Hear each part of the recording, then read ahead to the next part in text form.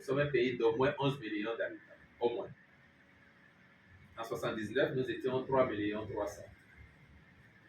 Ce qui veut dire que nous avons connu un accroissement de la population de presque 200%, 176%.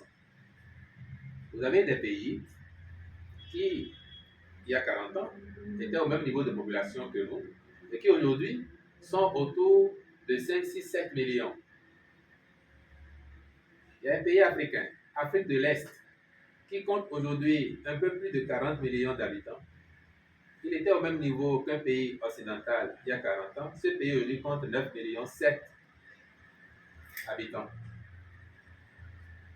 Sur ces observations-là, est-ce que, hors toute polémique, hors toute conjecture, on ne peut pas se poser la question de savoir quelle est la politique de la population que nos pays africains déploient pour leur bien-être? Quand vous voyez certains autres pays qui ont un niveau de vie donné, que nous apprécions, et qui ont réussi à contenir leur dynamique de population dans des proportions qui permettent que les ressources du pays permettent d'adresser les besoins de l'ensemble de la population et de donner un minimum de qualité de vie à tout un chacun.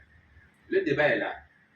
Et nous observons qu'au Bénin, comme dans nombre de pays africains, si nous ne faisons rien, la dynamique de population peut devenir un handicap à la satisfaction optimale de certains de nos besoins fondamentaux.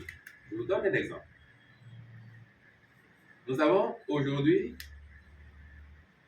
un programme dédié à l'eau potable.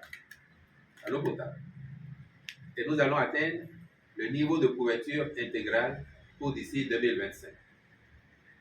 Si nous faisons ça, et que la dynamique de population est la même que celle qui s'observe jusqu'ici, peut-être qu'au bout de 10 ans, il y aura besoin encore de faire beaucoup d'investissements confortatifs.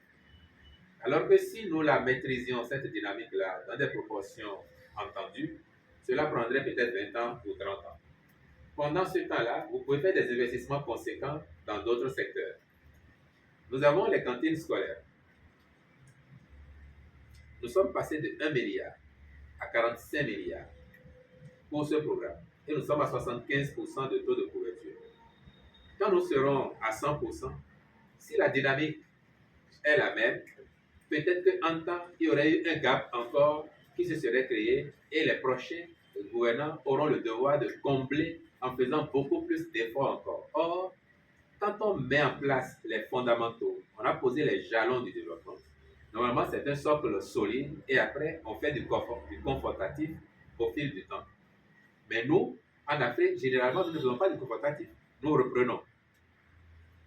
Et pour finir, j'ai dit la dernière fois, il y a une commune du Bénin, je ne vais pas la nommer pour ne pas la stigmatiser, où en un an, on a fait plus de 20 000 enfants, ce qui représente un besoin de 400 salles de classe dans 5 ans quand ces enfants iront à l'école. Dans 5 ans. Donc, quand on évoque ces sujets-là, c'est une préoccupation majeure pour la République. On ne l'évoque pas